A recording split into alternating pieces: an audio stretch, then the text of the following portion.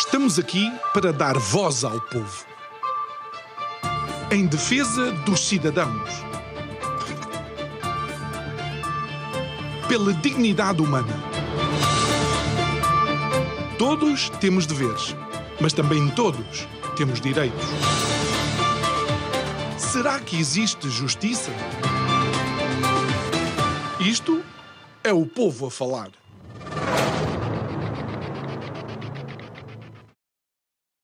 Olá, muito boa noite e bem-vindos a mais um Isto é o Povo a Falar. O meu nome é João Nuno Pinto e o programa está consigo de segunda à sexta-feira, neste mesmo horário, 23 horas, não só aqui na Curiacos TV, mas também em simultâneo com a Rádio Vida 97.1.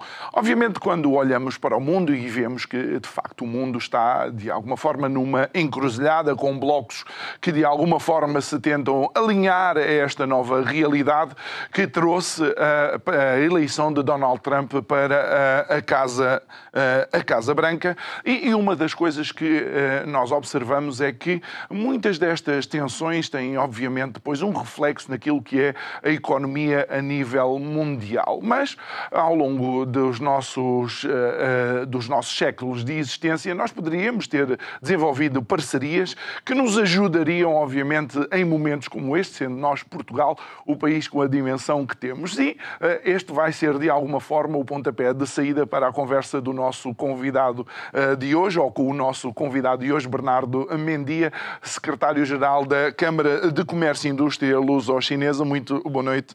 Bernardo, obrigado por estares aqui connosco.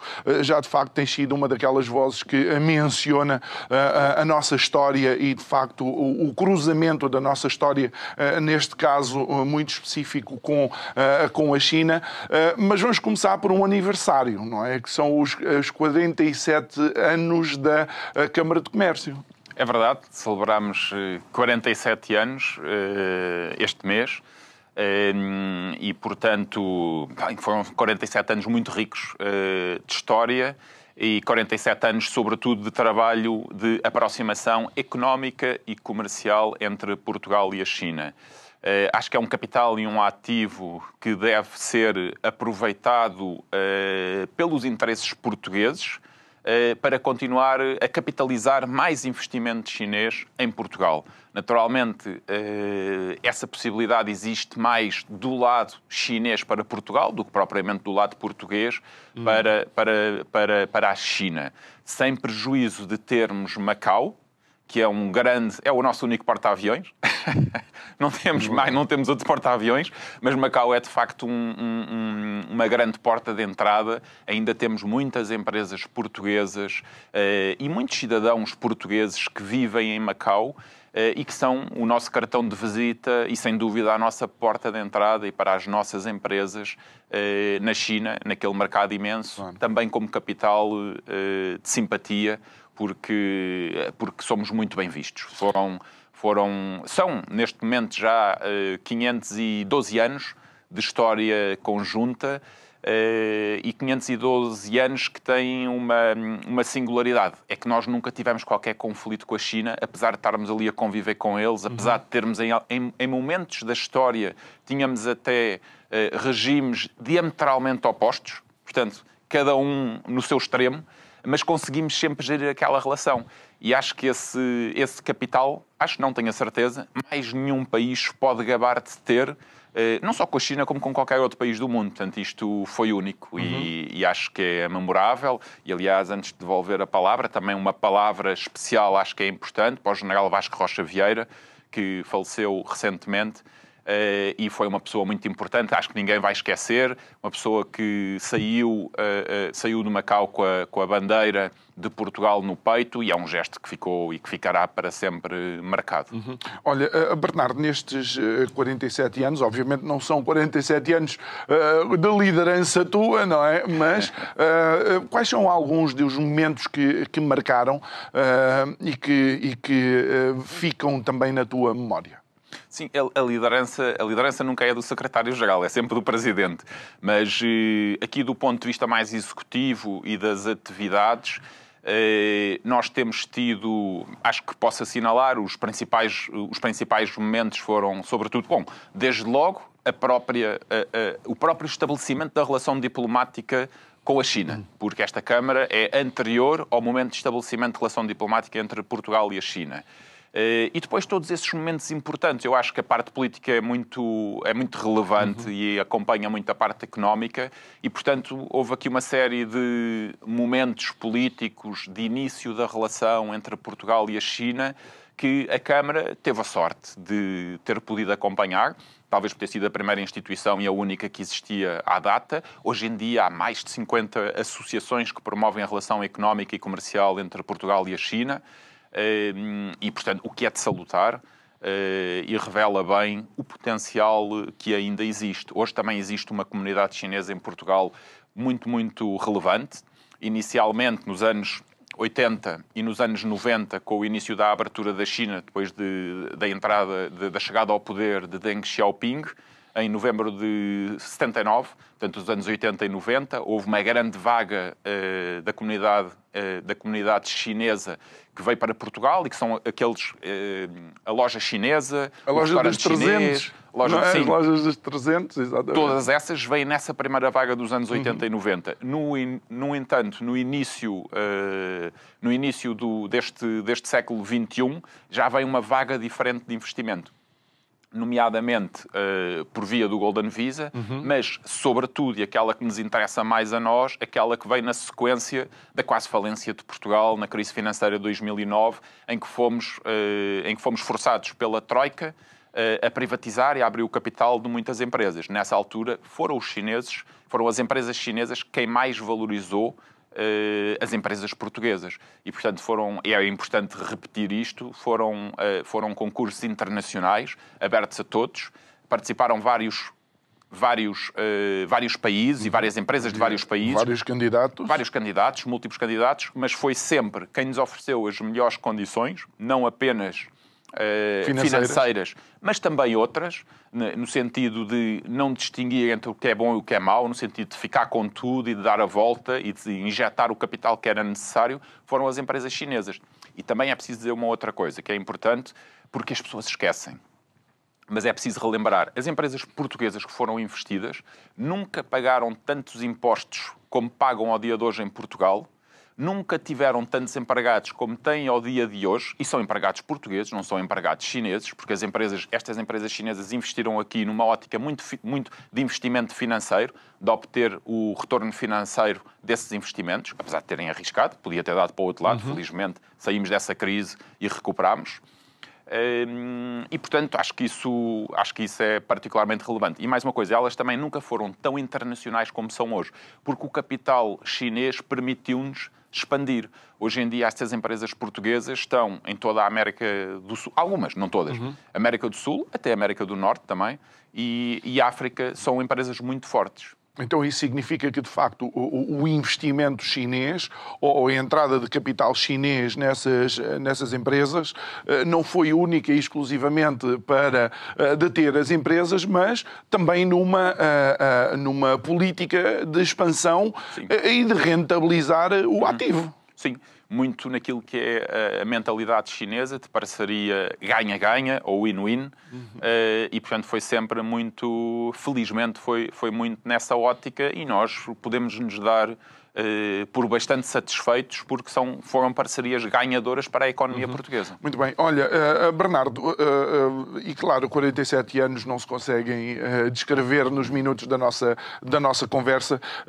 O programa chama-se Isto é o Povo a Falar e nós queremos, obviamente, começar a tentar entender como é que nós não conseguimos rentabilizar ou capitalizar ainda mais esta parceria e esta história que temos em comum com a China. Nomeadamente, quando temos uma China que, quando não cresce ao ritmo que quer, cresce 5%. Sim, é fantástico. Temos não só isso, como temos também da parte da China um enorme capital financeiro para investir fora da China.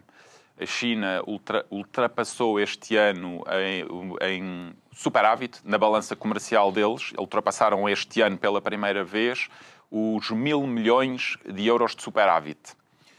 Ou de US dólares, está praticamente igual. O que é que isto significa? Que o dinheiro que existe em excesso no mundo e onde existe disponibilidade está na China. Portanto, nós deveríamos estar a trabalhar com a China, segunda maior economia do mundo, mas maior em termos de capital disponível neste momento para investir fora e com vontade de o fazer. E, portanto, nós, no nosso próprio interesse, temos a obrigação de trabalhar com a China e de atrair esse investimento chinês para Portugal. Poderá não ser sempre para Portugal, pode ser para países terceiros, mas as empresas portuguesas podem ter um papel muito relevante para trabalhar com as empresas chinesas nessas aventuras em países terceiros. Também, ou seja, fazer de ponte com outras culturas com as quais nós estejamos mais familiarizados. Nomeadamente devido à língua. Olha, mas, por exemplo, temos recentemente, creio que uma fábrica chinesa em Sines. Temos um investimento anunciado de cerca de 2 mil milhões da Calb, que é uma empresa de produção de baterias elétricas. É particularmente interessante para nós porque tem a ver com uma das indústrias do futuro, as baterias elétricas. Tem a ver também com o lítio e, portanto, nós temos lítio em Portugal e, portanto, poderá existir aí também alguma sinergia, mas tem, sobretudo, a ver com todo o mercado, com um enorme mercado europeu, que os chineses, obviamente, pretendem também estar presentes nesse mercado e pretendem ter parcerias. E, portanto, é muito importante que nós, Portugal, que possamos aparecer como uma das alternativas. Neste momento, aquilo que temos visto é que Espanha, Hungria, dois países têm sido muito beneficiados nos últimos anos pelo investimento chinês. Nós competimos, como país, competimos com Espanha, obviamente, aqui ao lado, mas competimos com todos os outros países europeus pela atração de investimento direto chinês na Europa. Portanto, interessa-nos ter aqui esse investimento porquê? Vão criar postos de trabalho, vão trazer tecnologias que nós não temos nem dominamos e, portanto, vai-nos trazer muitos benefícios, vai-nos criar muitas indústrias que podem dar apoio a essa indústria maior que eles pretendem desenvolver e, portanto, isso obviamente tem benefícios não só a nível de criação de emprego, de pagamento de impostos, de crescimento da economia nacional, muito importantes. Sim, porque uma das coisas que convém recordar é que sempre que há um investimento desses, embora a empresa possa ser uma empresa estrangeira, todos os postos de trabalho são locais, não é? Sim. E depois há sempre uma economia do consumo próprio das pessoas que acaba por se desenvolver. É óbvio. E era ótimo, agora referiste que são empresas estrangeiras, era ótimo que fossem nacionais, mas como não são, nós também temos que nos restringir àquilo que é a realidade. Claro. Eles têm essa tecnologia, eles têm também toda a cadeia de fornecimento das matérias-primas muito controlada. E daí, desculpa Bernardo interromper, daí não ser de nada ingênua a escolha de Sines. A importância do Porto de Sines, acho que nós ainda não a entendemos bem, não é? Sim. Nós não entendemos, mas mais ninguém conseguiu entender também, porque temos tido muita dificuldade em colocar Sines no radar dos investidores estrangeiros. A verdade é que estamos talvez há 20 anos à procura de quem possa fazer os investimentos que são necessários em Sines, que pode ser 500, 600, 700 milhões de euros naquele porto de águas profundas. E a verdade é que... E as ligações intermodais, o caminho de ferro, se calhar, até lá... Uma coisa está associada à outra, com certeza, e se calhar para investir na parte do Porto de Águas Profundas é necessário que exista essa ligação, portanto, uma coisa com certeza está ligada à outra, mas, sobretudo, aquilo que temos que concluir é que é o nosso insucesso. Nós não temos tido sucesso em atrair um investidor que fique com a concessão daquele porto durante vários anos. É uma pena. E é um ativo. E é um bom ativo. Grande ativo. Claro que sim. É um bom ativo, não é? Claro num país virado para o Atlântico. Um porto de águas profundas que já é utilizado há muito tempo. É o único porto roll-roll, creio eu, que temos em Portugal. Roll-in e roll-out dos automóveis. Mas, de facto, parece que... E com a abertura do lado na América do Sul, com a abertura da passagem diretamente da Ásia através, portanto, tudo isso vem tornar este porto... ou melhor, vem trazer relevância e potencial a este porto. Muito bem. Olha, e Bernardo, obviamente também não podemos estar a olhar para as questões económicas sem falarmos daquilo que tem sido, digamos, eu não vou dizer o elefante na sala, porque toda a gente fala deste elefante, que é esta guerra de tarifas que andamos a ver de um lado para o outro. Se já era previsível que com a eleição de Donald Trump isto acontecesse, convém recordar que muitas destas tarifas nunca deixaram de estar implementadas com a administração Biden. Sim, sem dúvida. Portanto, isto vem num contínuo, não é da administração Trump, já vem da administração Biden. Aliás, também já vinha da administração Trump antes disso. Exato. E, aliás, ainda foi começado por Obama, sobretudo naquilo que diz respeito à China, quando foi identificado que a China era uma ameaça económica à hegemonia norte-americana e, portanto, isso começou muito cedo e agora estamos a viver com isso e eu acho que, sobretudo, nós temos que nos adaptar, temos que nos ajustar a determinadas dinâmicas que nós, como país, realmente não conseguimos fazer nada para evitar. A Europa talvez tenha algum poder, mas como na Europa não há quem mande também, se calhar vai ser difícil nós termos uma posição. Nem há, sobretudo, além de não haver quem mande, não há quem consiga gerar consenso para realmente nos tornarmos uma força relevante e conseguirmos influenciar aquilo a que corresponde a nossa dimensão, porque nós realmente somos uma grande economia toda se considerarmos todos os países da Europa e a União Europeia. Mas depois se cada um vai para o seu lado e depois certo. Divergimos e depois, por exemplo, sei lá, ontem ou hoje foi anunciado um novo pacote de 3 bilhões e meio de euros para ajuda à Ucrânia e não é a ajuda à reconstrução da Ucrânia. Sim, antes da Ucrânia, está certo que cada um tenha a sua própria vontade, porque a soberania reside no povo de cada país. E, portanto, a Europa deve ser um espaço, uma plataforma onde possamos chegar a consensos. E eu aí vou sempre, pelo menos pessoalmente, não é? Vou sempre privilegiar aquilo que é o interesse nacional português, até porque não reconheço um interesse europeu, senão aquele que for acordado por todos os países. É preciso respeitar a individualidade de cada país. Aí tens que confiar que os teus representantes estão lá para representar os interesses nacionais. Sim, mas os únicos representantes que nós elegemos são os que vão para o Parlamento Europeu e na Comissão Europeia não temos ninguém eleito por nós. Aí talvez seja necessário uma reforma política da forma como está construída a governança europeia. Provavelmente é necessário. Aliás, tal como é necessário uma governança, também uma reforma da governança mundial. E se calhar é um bocadinho o que está a acontecer e aquilo que está a acontecer na Ucrânia com a Rússia, ou na Rússia com os Estados Unidos. Não se percebe bem, afinal, de quem é que é aquela guerra, mas essa governança a nível de Organização das Nações Unidas, que é o mais aproximado que nós temos,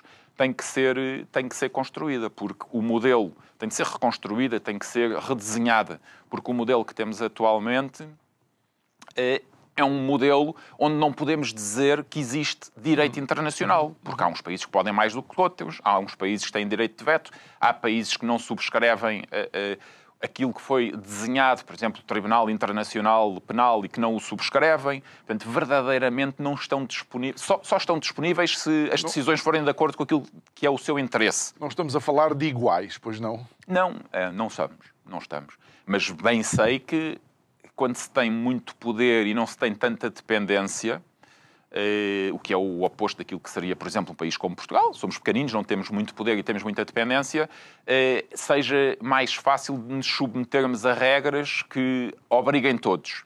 E quando se tem muito poder e pouca dependência, tem-se mais relutância em submeter. Mas eu penso que a solução está aí, em convencer esses grandes países a darem esse passo em frente para estarmos todos submetidos às mesmas regras. Muito bem. Olha, e deixa-me voltar então àquilo que era a menção da Ucrânia. Porquê? Porque recentemente houve o relatório Draghi, que mostrou claramente aquilo que todos nós sabíamos, menos se calhar as lideranças europeias, ou se calhar sabiam e não se importavam, é o nosso grande atraso em relação à China e aos Estados Unidos. E em resposta ao relatório Draghi, começamos já a ouvir algumas vozes a chamar a atenção da União Europeia para desregular, para não estar preocupada tanto com a regulamentação, a deixar que, digamos, as indústrias avancem e depois ir regulando à medida que forem aparecendo essas precauções. Sim. Mas aquilo que é a notícia 2 é os 3,5 bilhões para a Ucrânia e, mais uma vez, não é para a reconstrução da Ucrânia. Sim, aí nesse tema o que mais me preocupa é em 3 anos não haver um esforço europeu de chegar a uma solução do problema. Essa é a parte que me preocupa mais. Acho que com pena o digo, mas acho que as prioridades dos nossos líderes não têm estado certas e, portanto, esse é um aspecto, aliás, muito positivo da vinda de Trump. Ele vem para acabar com a guerra e vem para propor soluções. Podemos dizer que não inclui a Ucrânia, mas também podemos dizer que quando fizemos as duas cimeiras da paz, também não convidámos a Rússia. Quer dizer, somos todos, está tudo igual uns aos outros, não é? No fundo. E, portanto, o que é um facto é que a guerra só se acaba se conseguirmos convencer a Rússia, porque a Rússia é quem está a invadir. E, portanto, faz mais sentido convencer a Rússia primeiro do que convencer a Ucrânia, que a Ucrânia, eu só posso imaginar que a sua aspiração número 1 seja acabar com a guerra, porque estão milhares de pessoas a morrer e, portanto, é natural, e as cidades destruídas, portanto, é natural que seja essa a ambição. E também gostava muito, e acho que era importante, que a China fosse convidada para estas cimeiras. E porquê? Porque nenhum outro país consegue fazer depender tanto a Ucrânia como a Rússia. Portanto, a China é o parceiro comercial número 1, tanto da Ucrânia como da Rússia. E, portanto, tem um poder que mais nenhum país tem, porque a parte económica vai falar muito alto, e já fala muito alto. E acho que a China deveria ser incluída. Devia ser incluída e devia ser trazida para este esforço. Houve algumas tentativas por parte de Pequim, numa fase posterior, de Sim. tentar mediar. Sim, houve, mas também não... Crees que é uma questão cultural? Efeito. Penso que poderá ser cultural o facto de não se quererem intrometer demasiado. Isso sim. Quanto à parte de não estarem incluídos, bom, na realidade também, vamos ser francos, ainda não houve nenhum passo que tenha realmente impacto no final desta guerra. Portanto, esperemos que agora, neste momento em que parece ter gerado uma nova dinâmica para realmente acabar com a guerra, que o discurso, as conversas, as reuniões se centrem, sobretudo, na solução, como acabar e como fazer. Na paz. Muito bem. Olha, Bernardo, nós uma das coisas que temos a consciência é que a China, nestes últimos anos, passou, de facto, a liderar aquilo que é considerada e chamada a economia verde. Não só nos carros elétricos, como os painéis solares, como já foi dito aqui em alguns programas, que a China sozinha tem uma rede de comboios de alta velocidade maior que o restante, todo o resto do mundo junto. Isso demonstra, de facto, uma capacidade de resolver problemas e assumir lideranças que talvez o resto do mundo não conhecesse tanto na China. Sim, e empreender. No fundo, de facto, essas políticas de descarbonização, de eletrificação, de lutar contra as alterações climáticas, está tudo muito relacionado, contra a poluição, contra tudo isso, está tudo bastante relacionado. De facto, são políticas que vêm da Europa e dos Estados Unidos, mas que a China foi muito rápida a implementar, eventualmente com um fito muito económico, mas fizeram com muito, muito, muito sucesso.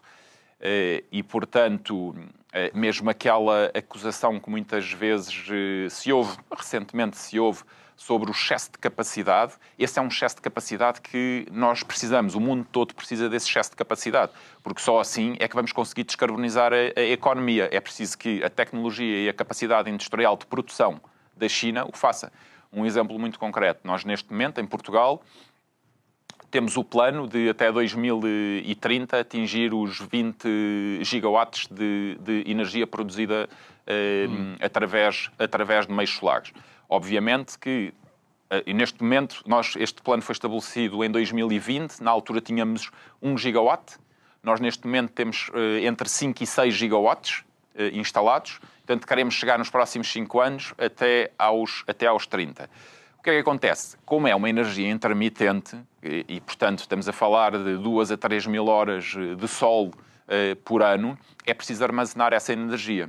Só há uma forma de armazenar a energia, é ter essa tecnologia disponível e ter capacidade industrial suficiente para produzir os aparelhos que a reservam. O que é interessante aqui? É que só há uma empresa no mundo, neste momento, que teria a capacidade de fornecer a Portugal aquilo que nós precisamos. E o que é curioso é que é a Huawei, que é uma empresa que nós temos maltratado em Portugal. E, portanto, mais uma vez, parece que os nossos dirigentes seguiam por interesses que não são aquele que é o interesse nacional. Neste caso era o interesse de descarbonização da nossa economia. Exatamente. E de fornecimento de energia. E só para recordar as pessoas, porque consideras que a Huawei tem sido maltratada em Portugal? Por causa da NIS 2, portanto é uma lei que parece...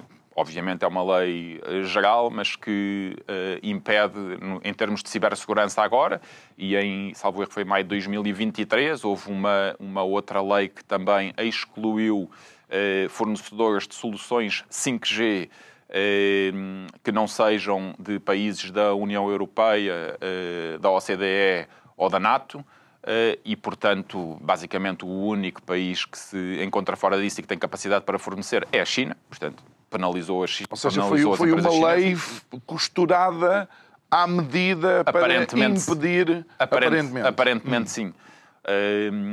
Os especialistas no setor dizem que sim, mas aparentemente sim. E é uma pena que se faça isso porque não só é a empresa, ou são as empresas, não é só a Huawei, há mais empresas na China com esta capacidade para fornecer este tipo de produtos. Não só são, tecnologicamente, são dos mais desenvolvidos ou o mais desenvolvido a Huawei, como são também os mais competitivos. Portanto, nós, no fundo, aquilo que estamos a fazer é passar negócio a empresas, a discriminar uma empresa com base na sua nacionalidade, nomeadamente a chinesa, para... Bernardo, isso é interessante, mas, por exemplo, em termos de bens de consumo, eu creio que a China e as marcas chinesas têm estado a afirmar em Portugal, basta olhar, e posso estar equivocado, mas basta olhar, por exemplo, às lojas da Xiaomi, que são autênticos paraísos para quem gosta de soluções tecnológicas, e não é só para telecomunicações, não é?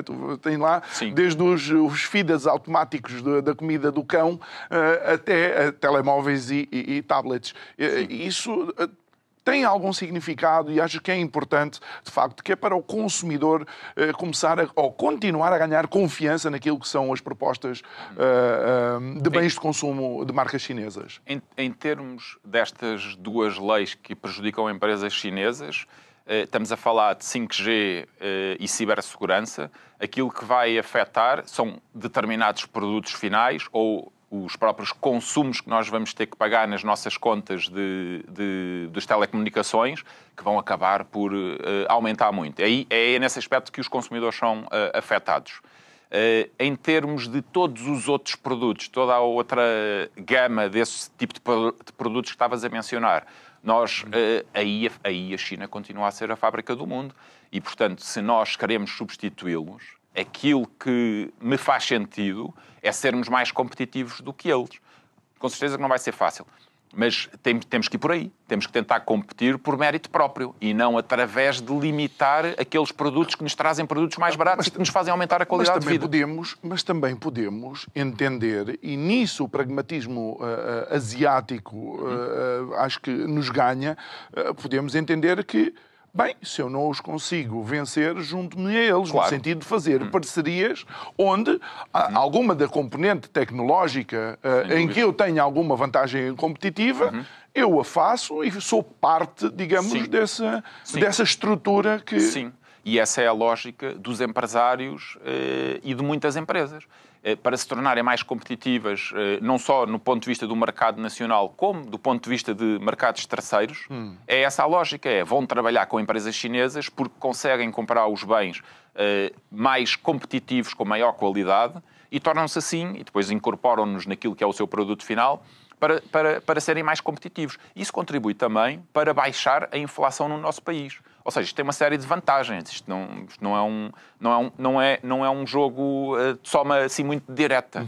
Tem várias variáveis vantagens. que são importantes. Mas, por outro lado, e embora a gente saiba que este avanço e este crescimento da China não acontece se não houver uma velocidade e uma capacidade de adaptação muito grande e um jogo de cintura permite uma expressão mais corriqueira, há uma coisa que me parece que seja difícil para a China entender, é quais são as regras do jogo, porque aparentemente elas não são sempre as mesmas.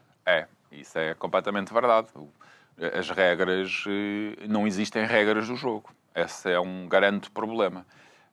Ao contrário do que nos fazem crer, não existem. As regras vão mudando à medida dos interesses. E, portanto, mais uma vez, voltamos àquela questão da governança internacional. As regras do jogo deviam estar estabelecidas, ser iguais para todos, aplicarem-se de igual forma e em igual medida para todos. E, portanto, isso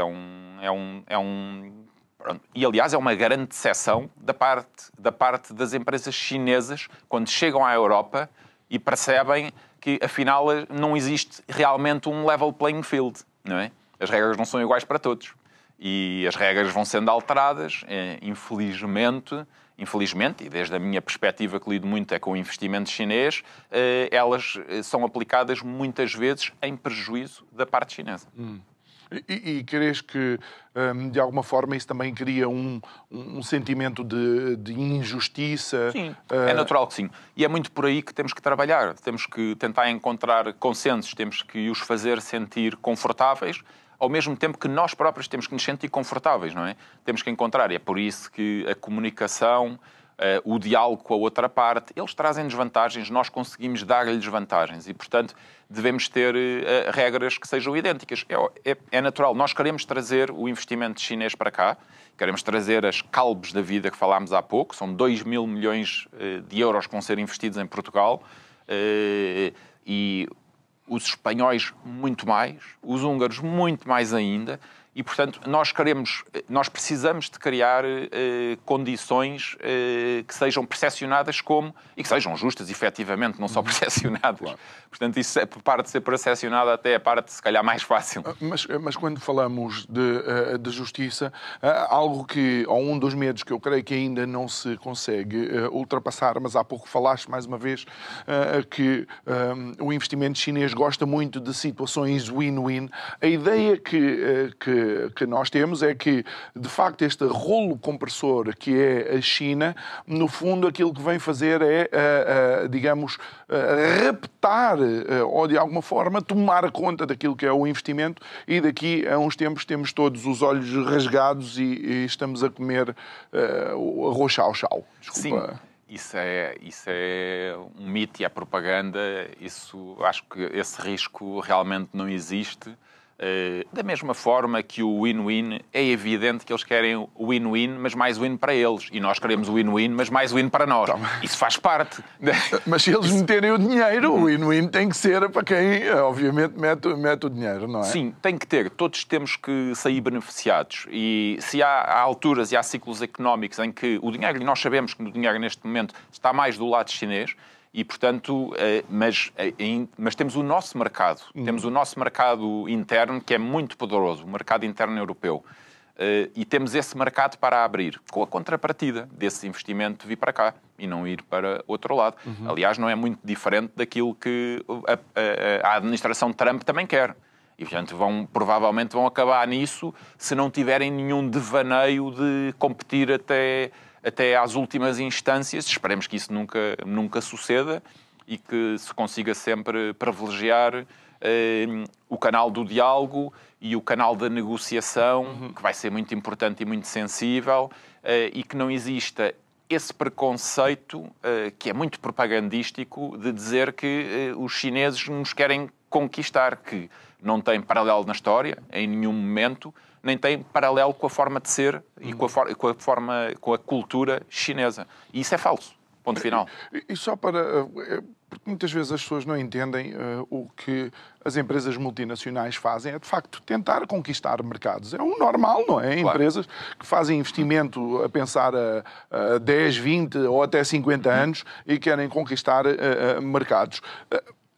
A famosa história da Coca-Cola ou da Pepsi tomar conta da Venezuela, que de um dia para o outro a Venezuela acordou completamente coca-colizada, por assim dizer, porque foi de facto uma estratégia de mercado que fez com que todos os contratos findassem exatamente no mesmo dia, com que todas as máquinas de distribuição fossem retiradas exatamente no mesmo dia e de facto, na Venezuela, e esta é uma história conhecida, digamos, no mundo empresarial, a Venezuela adormeceu o Pepsi e acordou a Coca-Cola, ou vice-versa, não me recordo agora bem.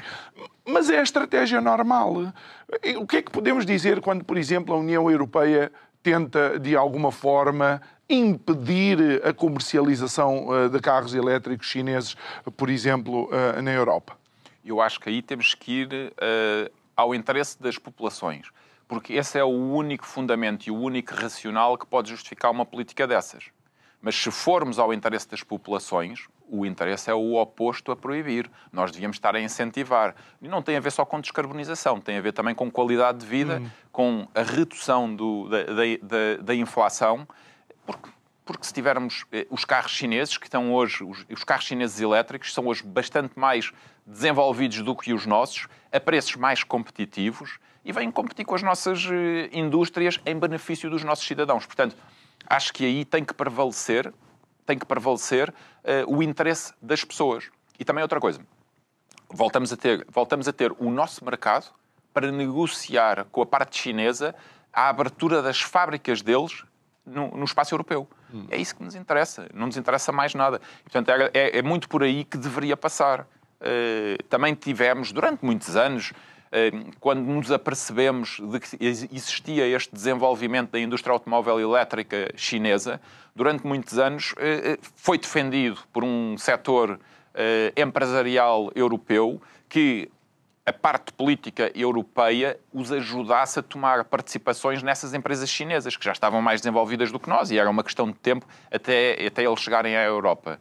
E isso esse caminho não foi percorrido convenientemente para nós agora podermos estar a beneficiar, nós, empresas europeias, estarmos a beneficiar das vendas que podem existir. Se proibirmos, só significa uma coisa, porque é o que significa sempre o proteccionismo, é atraso económico. Atraso económico, atraso tecnológico, então vamos deixar que eles se desenvolvam mais, não vamos absorver aquilo que eles têm de melhor, aprender, tentar desenvolver, ainda continuamos a ter o nosso mercado para negociar. Agora, proibir não. Proibir é o contrário do desenvolvimento económico. Olha, Bernardo, e por falar em regras, muitos dos detratores de Pequim dizem que as regras também não são iguais na China, por assim dizer, no sentido em que falam dos salários nas empresas chinesas, falam muitas vezes até no exagero, talvez, do trabalho escravo e tudo isso.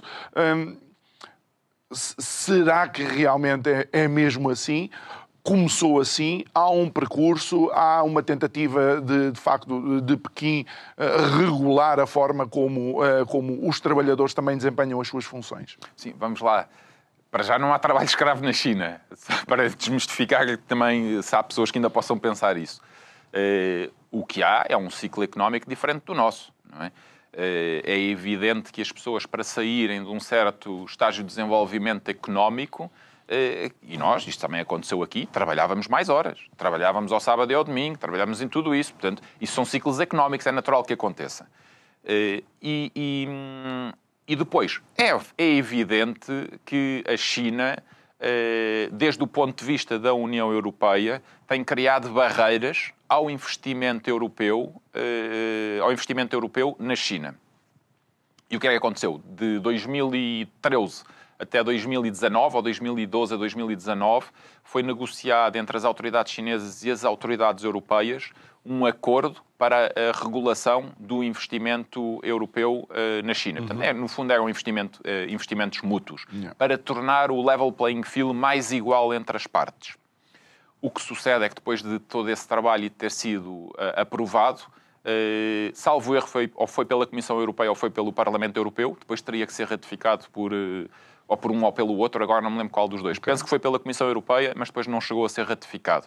O que acontece foi que, nessa altura, nós fomos permeáveis a interesses que não são interesses europeus, nem interesses nacionais de cada país europeu, e vetámos ou não ratificámos esse acordo. Mas o acordo está redigido e está pronto. Está redigido e está pronto. Portanto, houve muita cedência da parte chinesa também, relativamente àquilo que eram as políticas que nós considerávamos que eram protecionistas relativamente ao investimento europeu, e ele está fechado, só que não está ratificado. E nós isso só devemos a nós próprios. Na altura foram alegados violação de direitos humanos, e quer dizer, então nos outros 7 ou 8 anos, não, o que aconteceu foi que cedemos a pressões externas à União Europeia, externas a qualquer país da União Europeia, e é uma pena que tenha sido assim, porque podíamos estar a trabalhar mais com a China do que estamos atualmente, porque cedemos a esse tipo de pressão. E isso, de alguma maneira, mais uma vez, achas que distorce aquilo que é a percepção ou o entendimento das pessoas da realidade chinesa? Bom, sobretudo, esta questão, por exemplo, que acabei de referir, são questões que eventualmente saem nas notícias quando as coisas acontecem, mas as pessoas em geral não têm depois este conhecimento nem esta presença na sua memória, portanto desconhecem as especificações. Mas se quisermos fazer justiça, não foi por falta de interesse ou de cedência da parte chinesa que esse acordo não se realizou. Aí foi exclusivamente por iniciativa europeia que esse acordo não foi ratificado. Olha, e mais uma vez, eu sempre que te recebo, eu gosto obviamente de falar desta questão, porque se eu fosse empresário e olhasse para a China, de facto seria seduzido, mas a escala deixaria-me absolutamente aterrorizado.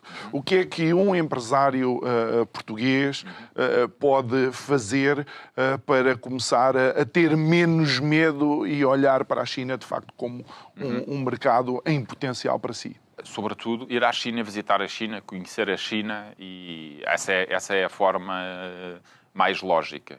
Depois, em termos de empresários portugueses, nós temos, sobretudo, dois tipos de empresários. Aqueles que querem exportar algo que já produzem e aqueles que querem comprar algo para depois vender cá. Portanto, temos, sobretudo, esses. Não temos muito investimento português, temos algum, mas infelizmente não muito, na China.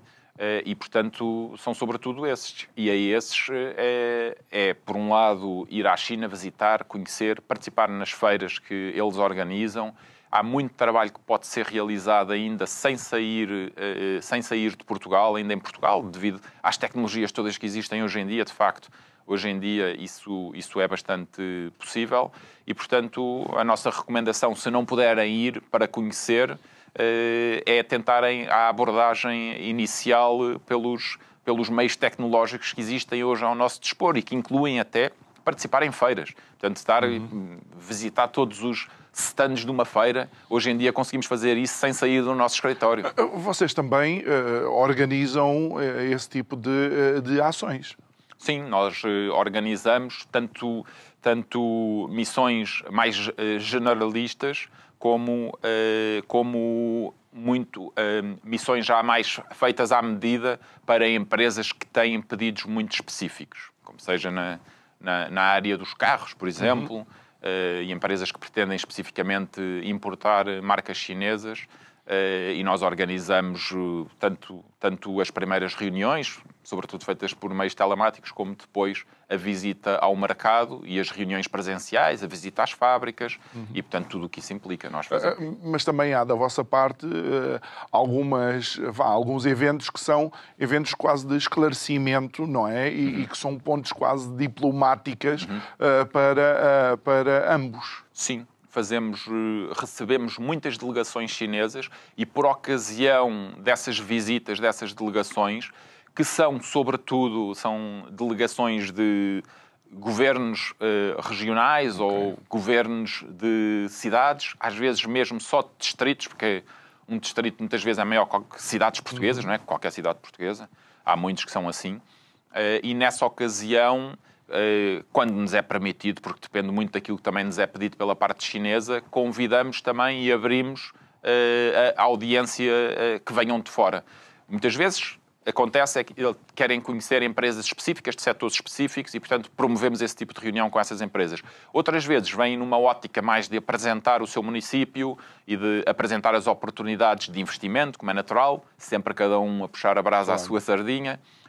Mas aí pode ser também um bom momento para ter um primeiro contacto, sem dúvida. Porque depois há essa característica muito chinesa que é a própria competição que há entre as diferentes regiões e dentro de cada região entre os diferentes distritos. Não é? Sem dúvida. É uma coisa extraordinária que nós não temos aqui, mas a forma de subir no escalafão político na China é através dos resultados económicos e, portanto, os líderes de desde a unidade mais pequena até à unidade mais alta, competir província a província ou competir de célula a célula mesmo cá em baixo, para subirem na carreira, têm que ser melhores do que os seus vizinhos. Portanto, isso é muito importante. Sim, e de facto tem sido algo que nestes últimos anos Xi Jinping até tem de facto reforçado. Ou seja, olhando para aqueles planos quinquenais, creio eu que se chama assim, e ele sempre solicita que os governos provinciais tentem atrair eles próprios investimento estrangeiro e eles próprios, de facto, desenvolver economicamente. Sim, sem dúvida nenhuma. E um exemplo engraçado e que se dá muito e que acho que é interessante referir aqui é o dos carros, o das marcas de carros que chegam aqui à Europa.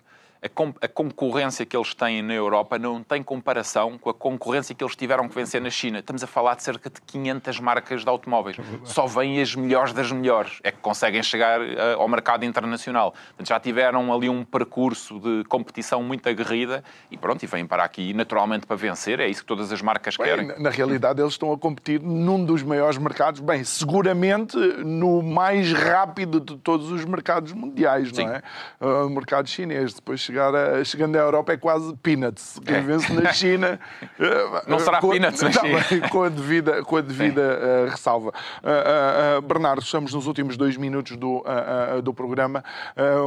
Crees que seria, de facto, importante uma estabilização, uma calmia naquilo que é o cenário mundial para que, de facto, a economia possa ganhar balanço e essa prosperidade económica nos possa tocar a todos? Claro que sim, creio e acredito que é por aí. É aquela conversa que tínhamos há pouco de que os líderes, se estiverem a defender aquilo que é o interesse das pessoas por quem são responsáveis, vão sempre promover esse entendimento, essa negociação em benefício das populações.